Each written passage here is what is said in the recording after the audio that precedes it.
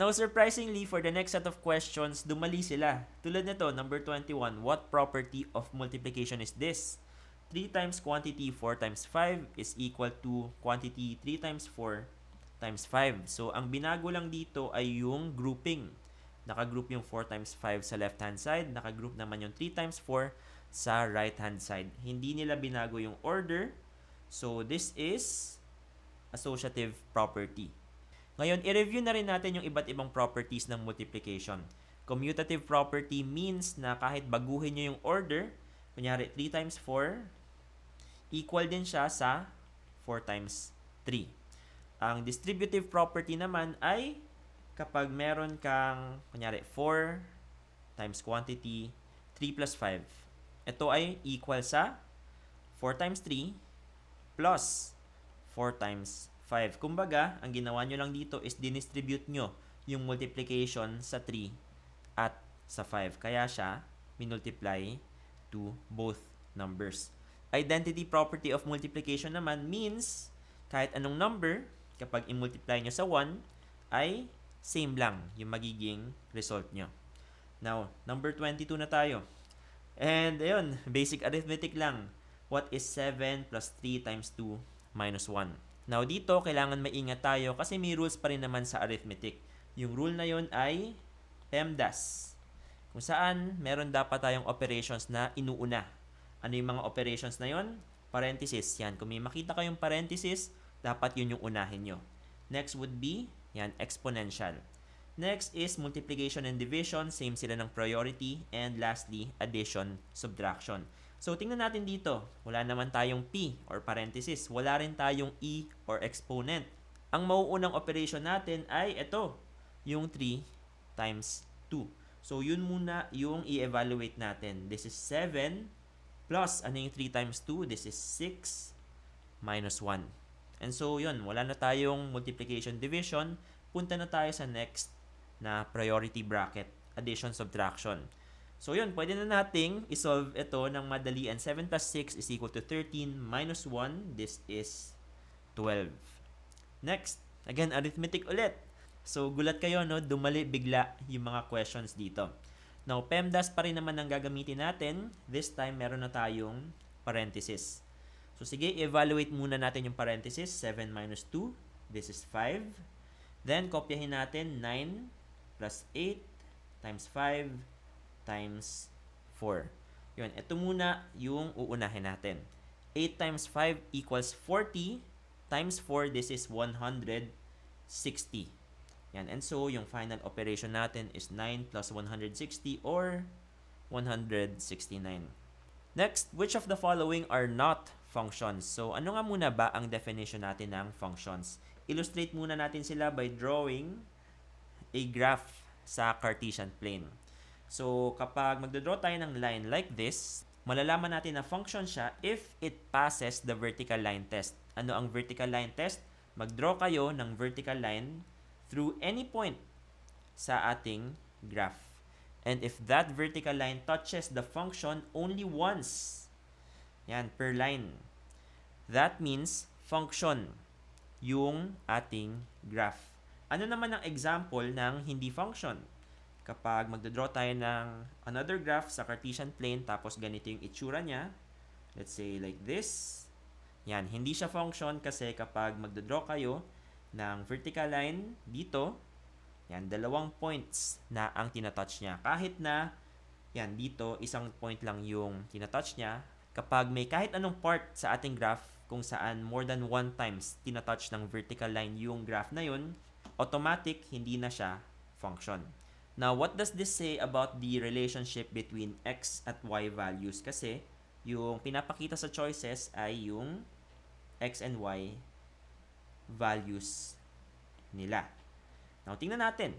Kapag ang graph natin ay isang function, bawat value ng x, iisa lang dapat yung value ng y. You know, itong x value na to, ito lang naman yung corresponding y value niya. Dito naman, ito lang yung corresponding y value niya, and so on. Pwede tayong magkaroon ng multiple x values per y coordinate like this. Kung dodraw nyo ng horizontal line, pwede yan. Yung y coordinate na ito, dalawa yung corresponding x coordinate niya. Pero, ang bawal na bawal sa function is kapag yung x merong 2 or more corresponding y coordinate. Tulad nito. Yan. Yung x value na ito, yan. Dalawa yung corresponding y coordinate niya. So, this is not a function, this is a function. Tingnan natin kung alin dito ang nagre-represent ng isang function. Let's see. Ito, 1:1. Bawat value ng x may isang value ng y and vice versa. This is definitely a function. At meron tayong special na tawag dyan. This is called a 1-to-1 function. Kung saan nga, bawat value ng x ay may iisa lang na value ng y at bawat value ng y ay may iisa lang na value ng x. How about this? Function ba siya? Hindi. Kasi, yung 3, meron siyang tatlong y coordinates. Kumbaga, kung i-draw natin siya sa graph, yung x coordinate na 3 corresponds to 2, 3, and 4 sa y. So, dun pa lang kung magdodraw tayo ng vertical line test, yan, 3 beses na agad siya tumama sa 3. So, automatic, this is not a function. How about this? Yan, pwede to.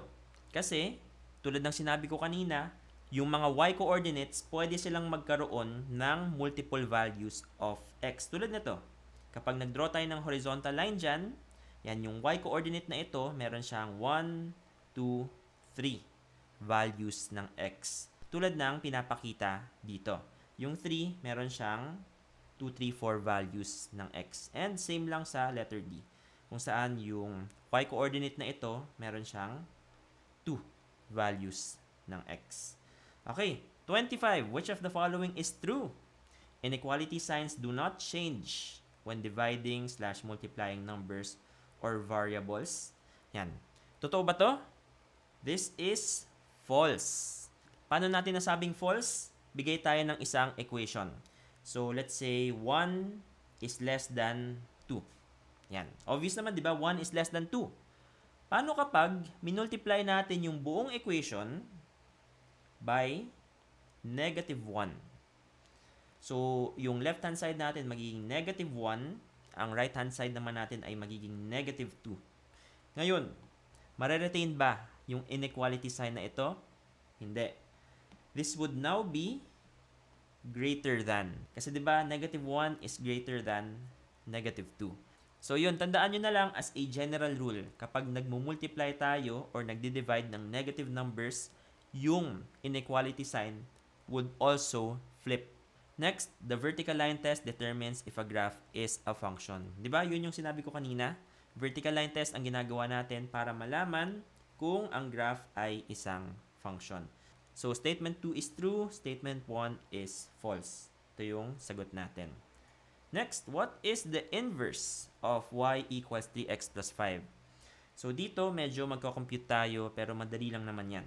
Para makuha yung inverse ng function, pagpapalitin nyo lang yung x tsaka y. Kaya nga inverse eh. I-interchange natin. So, from y is equal to 3x plus 5, ito ay magiging x is equal to 3y plus 5. Next, i-isolate pa rin natin yung y. So, anong gagawin? Yung 5, itatranspose natin sa kabila. So, this would be x minus 5 is equal to 3y. And then, para ma-isolate yung y, divide both sides by 3. Matitira na lang tayo with y is equal to x minus 5 over 3. So, this is, yan, letter A. Next, for number 27, tingnan natin, you are charged 400 pesos monthly for a call and chat mobile plan, which include 500 free text messages. Messages in excess of 500 are charged with 1 peso. Represent a monthly cost for the mobile plan using f of x, where x is the number of messages sent in a month. So, imagine nyo na meron kayong biniling Globe or Smart Plan. Yan. Tapos, ano yung inclusions sa plan na yon? For 400 pesos per month. Yan, 400 pesos per month ang babayaran nyo. Meron na kayong 500 texts. So, yun. 500 texts na yung magagamit nyo per month by paying only 400 pesos. Pero, tatanungin nyo, what if sa month na ito, sobrang dami kong ka-text, so nag-exceed ako ng 500? Syempre, may additional charge yon. Ano yung additional charge natin? Meron tayong 1 peso per additional text in excess of 500. So, tingnan natin which of these best represents yung dinescribe nating plan kanina. So, una, ang default na babayaran natin ay 400 dapat. So, let's see here. Automatic, hindi na ito. Kasi nakasabi dito, f of x represents yung babayaran natin sa ating mobile plan. So, 500 already is wrong. Yung 500 na given sa atin ay yung number of texts, hindi yung i-charge sa atin. So, C or D na lang ang pagpipilian natin. Now, tingnan natin yung letter C. Now, ang sinasabi ng C ay, by default, magbabayad kayo ng 400 if yung texts nyo lie between 0 to 500. Yan, so far so good kasi yun naman talaga yung sinasabi ng ating plan. Next, kapag naman nag-exceed kayo ng 500, ang mangyayari is, ang babayaran nyo na ngayon ay 400 plus yung number of texts nyo minus 500. Meaning, yung number of texts in excess of 500. Tama to. Kasi yun exactly yung dinedescribe ng plan natin. What about letter D? 400 daw yung default na babayaran nyo if your texts lie between 0 to 500. So, tama pa rin to. Ngayon naman, if your texts exceed 500, tingnan nyo, mababawasan pa. This is 400 minus x plus 500. Mababawasan pa. Ibig sabihin, kapag mas marami kang texts, mababawasan pa yung bill nyo. Hindi ganon. So, ang sasagot natin dito is letter C. Next, for number 28, yan, magsosolve tayo ng equation. So, how do we approach this? Siyempre, ayaw natin mag-deal with fractions, so mas maganda, i-eliminate na lang natin lahat ng fractions. How do we do that? By multiplying all terms by the LCM ng fractions natin. Di ba ganun naman talaga yung procedure kapag nag-add kayo or subtract ng dissimilar fractions? So, how do we get yung LCM nito? Let's try to factor this polynomial. X squared minus 4x minus 12. Paano ba natin siya i-factor out? Meron na tayong clue. Ito, x plus 2, x minus 6. Mukhang ito yung factors ng ating polynomial. Tingnan nga natin. X plus 2, x minus 6. Let's do the FOIL method. FOIL first, outside, inside, last. Sige, yung first muna. X times x, this is x squared. X times negative 6, this is negative 6x plus 2x minus 12. So, ayun na, FOIL method. Ang ginawa ko lang ay pinag-multiply ito. And pinag-multiply ko yung first term, kaya naging x squared. Pinag-multiply ko yung outside term, kaya naging negative 6x. Pinag-multiply ko yung inside term, kaya naging plus 2x. At pinag-multiply ko yung last term, kaya naging negative 12. Simplify ko lang. This would be, ano ang simplification nito? This is negative 4x. So, yun nga. Exactly yung denominator na ito. So, that means, i-multiply natin both sides by x plus 2, x minus 6. Yan. What would we get if minultiply natin yung buong equation na yan by x plus 2, x minus 6. Yung unang fraction natin, completely matatanggal yung kanyang denominator. Kasi exactly the same naman to eh. So, matitira na lang siya with x minus 6. Plus, yung second fraction natin, ang matitira sa kanya ay yung 2 plus yung sobra. Itong x minus 6. Is equal to yung third fraction natin, ano yung matitira sa kanya? 1 times, ito yung excess, x plus 2. Or, yan, i-erase na lang natin yung 1 to make it simpler. And so, yan, ito na lang yung ating isosolve. We have x minus 6 plus Distribute natin to. 2x minus 12 is equal to x plus 2. Isolate natin yung ating variable. Transpose natin ito sa kabila. At ito sa kabila. Ayan. What would we get? Sa left-hand side, meron tayong 2x. Yan, kasi x plus 2x minus x. This is just 2x. Sa right-hand side naman, meron tayong 2 plus 6 plus 12. Kasi yung negative signs dito, kapag tinranspose nyo, magiging positive. So, this is 2x is equal to, 8 plus 12, 20. X is equal to 10. Ayan. So, meron na tayong sagot. Next, for number 29, binigyan tayo ng inequality at pinapahanap sa atin yung x. Now, siguro ang una nyong maiisip dito is just to eliminate the fraction by multiplying everything by x. Pero dito, magkakaroon tayo ng problema. Kasi 'di ba sinabi ko kanina na kapag minultiply nyo ng negative ang isang inequality, mag-flip din yung sign niya. And since variable yung x at hindi natin alam kung positive ba siya or negative, hindi natin pwedeng i-multiply lang siya sa buong equation basta-basta. Kailangan meron tayong alternative na solution for this. So first, i-simplify muna natin yung numerator. Meron tayong 2x minus 8 over x is less than negative 4. Transpose natin yung negative 4 sa kabilang side.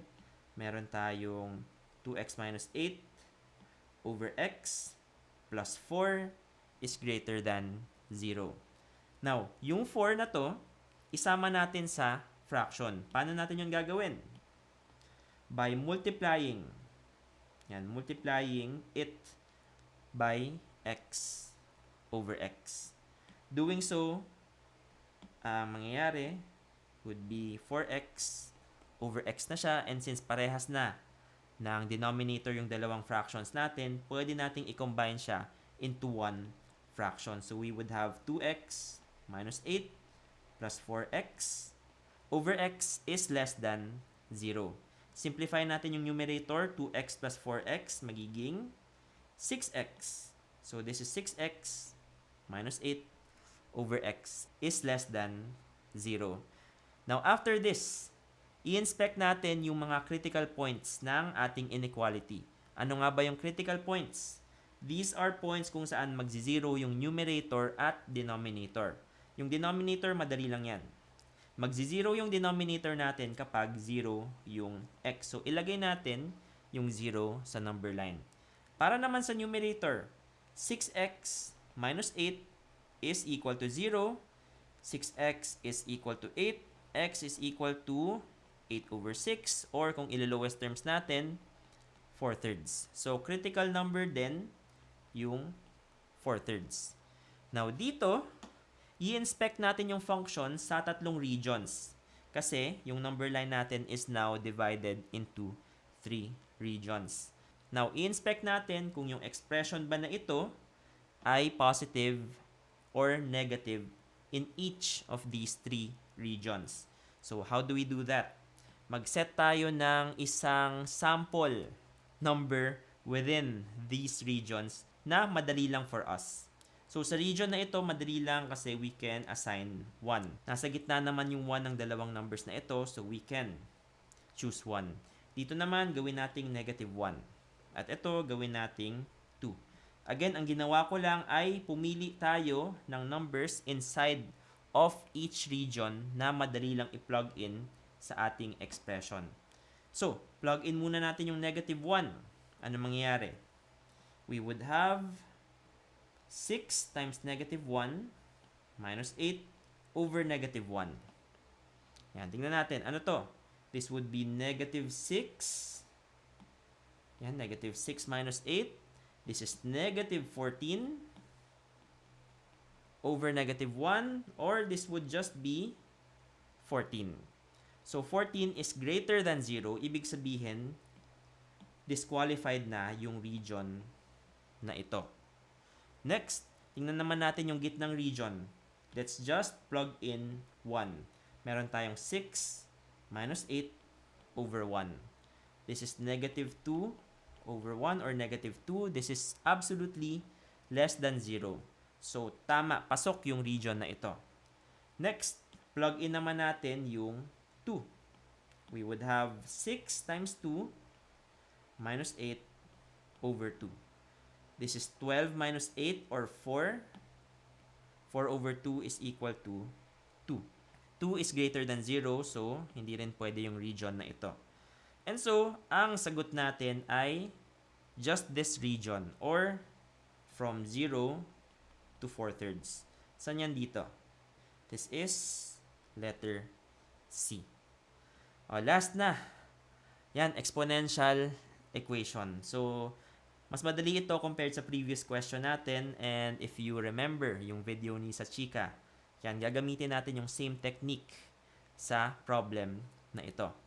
So, 25 raised to x minus 2 is equal to 5 raised to 3x. Now, how do we compare these two exponential expressions? Diba, ang sabi ni Sachika, dapat magkaroon tayo ng avenue to compare the two. Ano yung nakikita nyong related sa dalawang numbers na ito? Diba parang related sila sa 5 kasi yung 25 is just 5 squared. So, gawin nating 5 squared yung left hand side, i-retain natin yung original exponent niya, at para naman sa right hand side, yan, kopyahin lang natin. Now, rules of exponents. Ano ang mangyayari kapag meron kang 5 squared raised to x minus 2? Yung squared dyan, parang i-distribute nyo lang sa x minus 2, magiging 5 raised to 2x, dahil dinistribute nyo to dito at dito, minus 4 is equal to 5 raised to 3x. And so, parehas na tayo ng base. Pwede na nating i-eliminate yung base and i-compare na lang yung kanilang exponent. We would have 2x minus 4 is equal to 3x. I-transpose natin yung 2x dito. We would have negative 4 is equal to 3x minus 2x, or this is just simply x. And yun, meron na tayong sagot for number 30.